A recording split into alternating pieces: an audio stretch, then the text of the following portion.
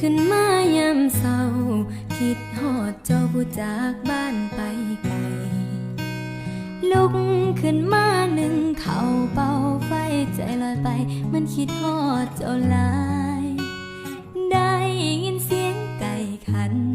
อยู่ทางนั้นบ่ฮู้เจ้าเป็นจังใด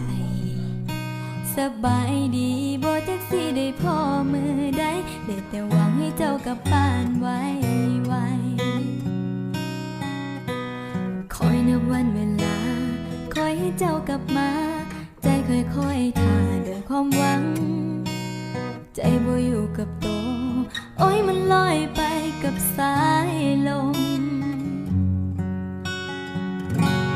นั่งใจลอยเฝ้าคอยอยู่บ้านคิดฮอดเจ้านั้นผู้ห่างบ้านไกลป่านนี้เนาะเจ้าเป็นจังใดคิดฮอดหลายเจ้านั้นฮู้บ่น้ำตาย้อยย้ำคิดฮอดเจ้ามันเงียบเหงาย้ำเจ้าบ่อยู่